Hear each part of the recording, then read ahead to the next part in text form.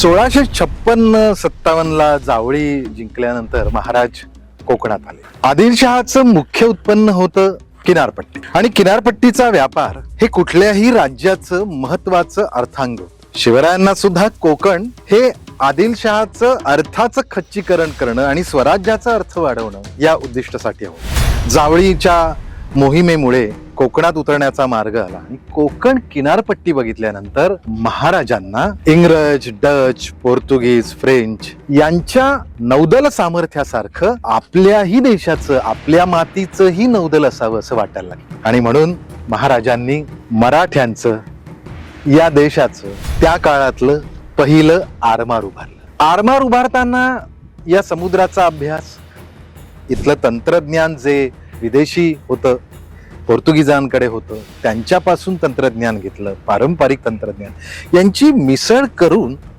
मराठी आरमाराचा उदय झाला. आरमार करायचं ज्या दिवशी छत्रपती शिवाजी महाराजांनी ठरवलं, त्यावेळेला समुद्राचा अभ्यास, गलबतांचा अभ्यास, तिथल्या शस्त्रास्त्राचा अभ्यास आणि स्वराज्याचं एक समर्थ आरमार कोकणाच्या समुद्र किनारपट्टीवर गलबत, गुराब, तारे, मचवे अशीच समृद्ध असलेलं कल्याणच्या खाडीमध्ये दुर्गाडी किल्ल्याच्या इकडे आरमाराचा शुभारंभ झाला.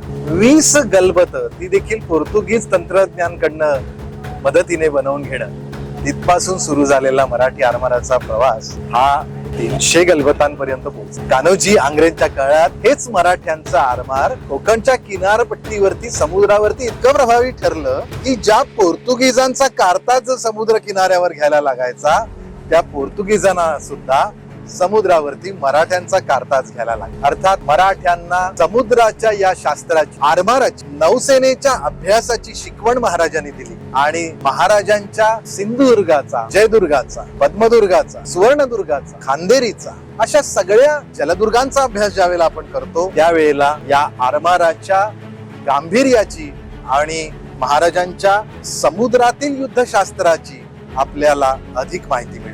शिवाजी महाराजांना म्हणूनच कदाचित भारतीय आरमाराचं, भारतीय नौदलाचं जनक, पिता ही पदवी दिली जाते असं म्हटलं जातं. ते उगाच सिंधुदुर्ग जिल्ह्याच्या इतिहास कट्ट्यावरती सिंधुदुर्ग किल्ला, सिंधू सागराचं हे वैभव आणि महाराजांच्या युद्धशास्त्रातील नौसेनेची युद्धनीती, आरमारी लढायांची माहिती किंवा महाराजांची समुद्रावरची दृष्टी कशी, महाराजांनी समुद्राला पालहाण कसं लावलं, या सगळ्याची माहिती इतिहास कट्ट्यावर घेऊया.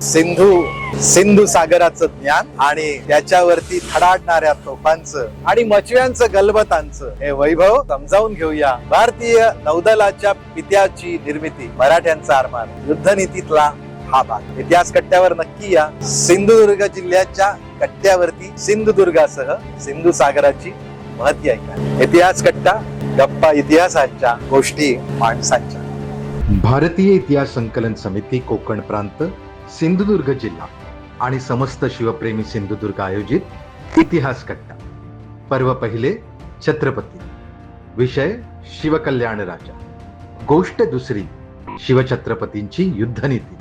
भाग पहिला, स्वराज्याचे आरमार. शनिवार दिनांक 9 मे 2026 सायंकाळी 5 वाजता. स्थळ श्री शांतादुर्गा मंगल कार्यालय, पावशी, कुडाळ, जिल्हा सिंधुदुर्ग.